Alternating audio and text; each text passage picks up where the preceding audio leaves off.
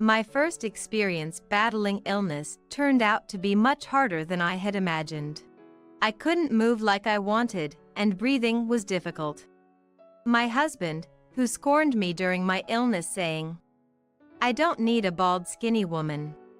While my body was screaming in pain, the discovery of my husband's affair made my heart scream too. He cheated on me in such a condition. I will never forgive him. I will definitely cure this disease and make him realize his mistake. My name is Ashley, I'm 30 years old. I was living happily with my husband Sean, whom I married a year ago. Then one day, on my way home from work, I was struck by unbearable pain and collapsed at the station. I was taken by an ambulance to a hospital and, after a thorough examination, it was revealed that I had cancer. Cancer. Me? There must be some mistake. I had never been seriously ill before and had always been healthy. This diagnosis of cancer was cruel to someone like me. Fortunately, it's not too late. But we need to start treatment immediately, it's definitely dangerous. The doctor's words hit me like a blow to the head. Wait a minute. I never had any issues in the company's health checkups. It's not unusual for diseases to go undetected in company health checkups. As in your case, it's only after proper examinations like tumor markers and brain scans that we can find them. That can't be. Please come back later with a family member. We'll decide on a treatment plan. My vision blurred at the doctor's words. I couldn't believe what was happening to my body. When I left the consultation room, there were numerous missed calls from my husband on my phone. He had been contacted when I was taken in the ambulance. He had rushed to the hospital but couldn't find me, so he kept calling. When I told him my location over the phone, Sean came right away. The moment I saw his face, I burst into tears. "Sean, what should I do? I have cancer." "Cancer? Ashley? That can't be true. I don't want to believe it either. But, the doctor said we need to start treatment right away or it'll be too late." That's terrible. "Sean, what should I do? Am I going to die?" Don't talk like that. You're going to be fine. Please, don't say things like that. In the presence of other patients, I cried in my husband's arms. I had no energy to care about others. Clinging to Sean was the only way I could keep myself together. The next day, Sean and I went back to the hospital to discuss treatment plans with my primary doctor. As expected, I had to be hospitalized immediately and start chemotherapy. It had only been a year since we got married. Sean and I had to live apart. Yet, he tried to cheer me up by visiting me at the hospital almost every day. "Ashley, I'm here. How are you feeling today? Sean, aren't you busy with work? You don't have to force yourself to come. What are you saying? You are more important than work. But don't worry about that. Oh, I bought apples. You like them, right? Thank you. But I've been feeling nauseous due to the side effects. Oh, sorry. I also bought drinks and jello, so eat them when you can." "Yeah. I will. Thank you, Sean." The first experience of battling illness was far harder than I imagined, and it took a toll on my body. Nausea, lethargy, and my hair falling out in large amounts every day. I couldn't eat properly and rapidly lost weight. I used to think about dieting, but that feels like a thought I had a million years ago. I never imagined losing weight this way. I was experiencing suffering for the first time, and my heart and body were screaming. But that wasn't all. Every time Sean visited, he started to avoid looking at me. "You've lost a lot of weight, haven't you? "Sean, will you hold my hand?" When I reached out to him, he hesitated and then left the room saying, "Sorry." I was shocked by his attitude. Why? Did I do something wrong? Why do I have to go through this alone? I was just living a normal life with Sean. Every day was filled with self-loathing, unable to think about anyone else. I thought, why me? Why is this happening to me every day? Why me? Why is this happening to me every day? Yet, I managed to continue my fight thanks to my best friend Lucy. I couldn't tell anyone about my cancer, but I could talk to her. When I contacted her, Lucy immediately came to the hospital. Since then, despite her busy schedule, she made time to visit Mel. "Ashley, I'm here." "Ah, Lucy, you came last week too, thank you." "It's okay. I'm free anyway. It's more fun talking with you." "Thank you. But I'm like this now." "Like what?" "Look, my hair has fallen out. I'm completely different from before, aren't I? That's why I thought maybe you're feeling obliged." Lucy let out a big sigh and said with a slightly angry look, "Hey, do you know how long we've been best friends, Ashley? It's been 10 years. 10 years. That's true, but just because your appearance has changed a bit doesn't make me like you less. Don't belittle my feelings for you, okay? Lucy. So don't worry about it. I come here because I want to see you, that's all. Yeah. More importantly, get better soon. Remember that parfait shop we wanted to go to? We still haven't been there." "Yeah, you're right." "Thank you, Lucy." Lucy held my hand while gently encouraging me. Having her there allowed me to vent frustrations I couldn't even share with my husband. As time passed, about 2 months later, something started bothering me. Sean, who had been visiting almost daily since my hospitalization, hadn't shown up lately. When I texted him, he only replied, "Can't make it. Working late." Feeling increasingly lonely, I decided to call him. "Hello? Sean?" He picked up the phone right away, perhaps because it was his lunch break. "Ah, Ashley. What's up? I haven't seen you lately. Just wanted to hear your voice." "Ah.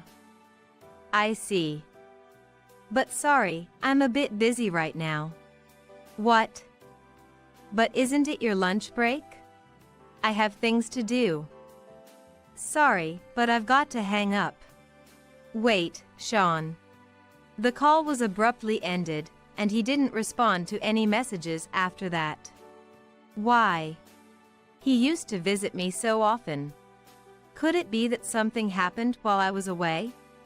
Just when I started harboring such anxieties, my best friend Lucy came to visit with an unusually gloomy face. She tried to act normal, but I could tell something was different. "Hey Lucy. Is something wrong?" My question visibly unsettled her. "Huh? Why?"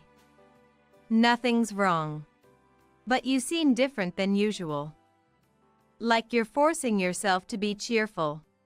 "Really, it's nothing. By the way, did you see the news? That comedian you like." "Lucy, please. Tell me the truth."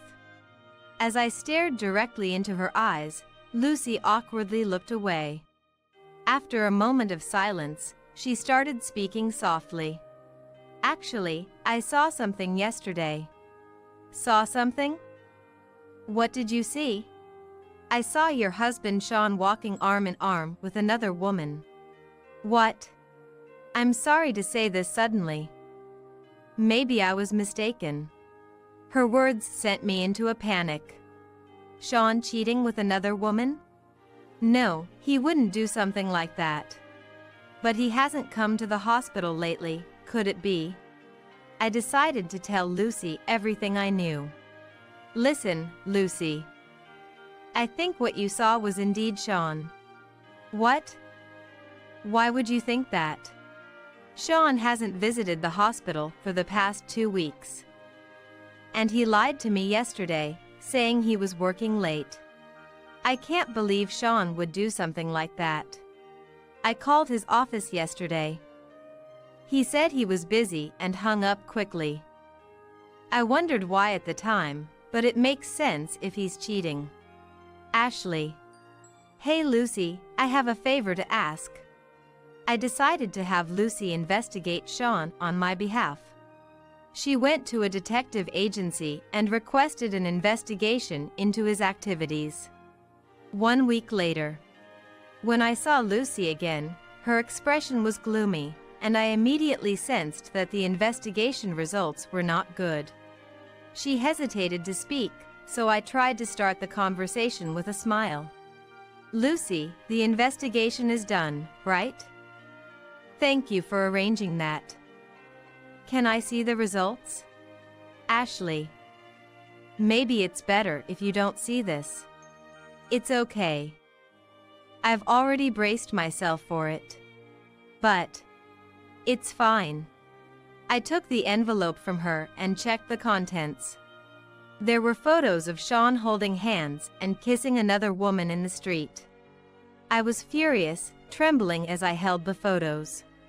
He was doing such things behind my back while I was battling my illness. I texted Sean. We need to talk. Come to the hospital. And sent Lucy home despite her concerns. That evening, when Sean visited my room, I confronted him directly. I'll ask you straight. Sean, you're having an affair, aren't you? Sean looked surprised for a moment, but then became defiant. So what if I am? Are you going to blame me? At least tell me why. Why did you have an affair? Why? Isn't it obvious? I don't love you anymore. In just a few weeks? Why all of a sudden? In response to my question, he hurled the most cruel words imaginable at me. Have you looked at yourself in the mirror? What? Your hair's fallen out, you've got bulging eyes, and you look unhealthy. Frankly, you look like a ghost. Where's the charm of a woman in you now? To say it like that. I don't need a bald and skinny woman like you. That's why. Satisfied? Saying this, my husband averted his eyes from me. His face was not that of the Sean I knew. Ignoring my silence, he took a paper out of his bag and thrust it in front of me. It was a divorce form. This, are you serious? Of course, I am. Like I said, I don't have a shred of affection for you now. There's no value in being with you. But still. Listen, you have no charm as a woman anymore. It's a waste of life to stay with someone like you. Do you plan to keep me tied to this hospital room forever? For my sake, sign the divorce papers now. At that moment, the little hope that remained inside me shattered instantly. This man was no longer the Sean I knew. Staying married to him would be a waste of my life too. Convinced of this, I took the pen with trembling hands and scribbled my signature. After finishing, I thrust the divorce papers at him and said in an unusually deep voice, "Are you satisfied? We're strangers now. Don't ever show up in front of me again." Then Sean snorted mockingly. Sean, who would want to see you again? Good luck with your sickness and treatment. You too, you know? You won't find happiness by doing such things. Like I need advice from a sick woman. Bye. With that, he left the hospital room. I lay back on the bed and stared blankly at the white ceiling. Ah, what an empty marriage it was. What was the life I had with him all about? Perhaps, marriage is ultimately just like this. While a hole formed in my heart, I also felt relieved that I no longer had to deal with such a despicable man. Thinking this made my heart feel a bit lighter. 2 years later, after enduring the hardships of treatment, and with Lucy's support, I was finally discharged from the hospital.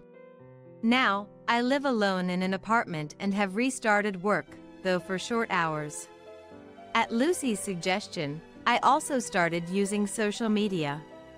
By sharing my changes on social media, I was able to connect with others who overcame cancer. I was finally getting my fulfilling life back. It was on one of those days that I received a call from my ex-husband. "Hello? Ashley. You're discharged, right? That's great. So what? And how did you find out? I saw your social post. You went out somewhere the other day, didn't you? It's creepy to sneak around your ex-wife's account." "Stop it. Don't say that. I'm just concerned and called you. I'm fine, thanks. Goodbye." As I was about to hang up, he shouted over the phone. Wait. What? Where are you living now? Why should I tell you that? Actually, I need your help." "What?" "After we divorced, I got caught cheating and the company fired me. I borrowed money to live, but now I'm deep in debt." "Oh really? And? Now I'm about to be kicked out of the apartment we used to live in. So please, I'm begging you, help me." "What about your affair partner? You have her, don't you? I broke up with her ages ago. As soon as I got fired, she stopped contacting me. Can you believe it? The worst, right?" His attitude was as if to say, "I'm not to blame, it's the fault of the company that fired me and the woman I cheated with." I was utterly disgusted from the bottom of my heart. This man hasn't grown at all. To him, I stated clearly, "Sorry, but I have no intention of being involved with you anymore." Why? We're ex-spouses, right? What are you talking about? We're divorced, which makes us complete strangers now, right? Don't joke with me. Don't you remember how much I supported you after you got sick? You should repay that favor. Repay that favor.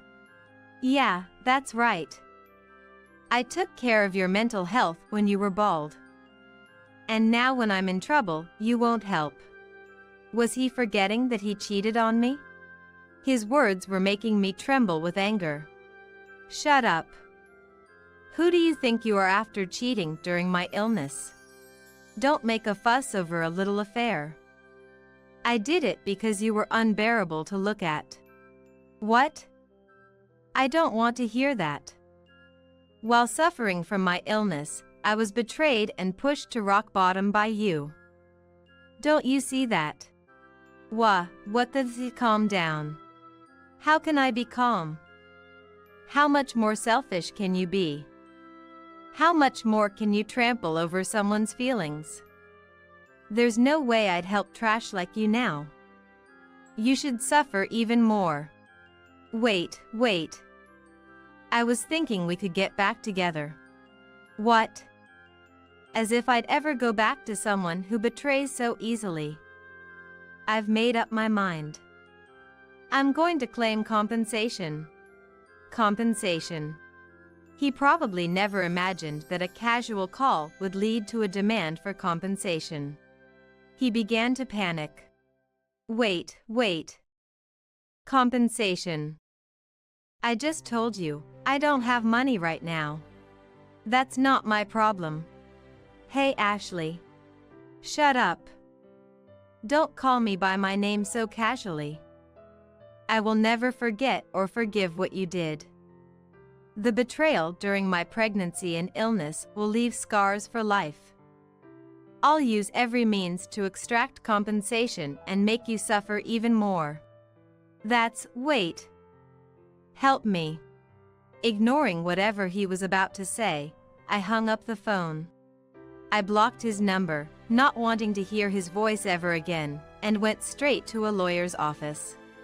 The evidence of his affair that Lucy had obtained a couple of years ago was still valid. Thanks to that, I could demand a substantial amount in compensation from both him and his affair partner. As a result, they ended up buried in massive debts. He was fired from his previous job and apparently struggles to find full-time work, so now is doing part-time jobs. He lives in fear of debt collectors, hiding every day. As for me, I continue to live a peaceful life alone. Recently, I increased my working hours so I can now spend money on my hobbies. My current joy is planning a trip to Miami with Lucy next month. I owe her a lot, so I'm paying for the entire trip. I'm planning to use the compensation money for it. Marriage isn't the only happiness. What's important is having friends who truly care about you. I plan to cherish the friend who helped me then for the rest of my life.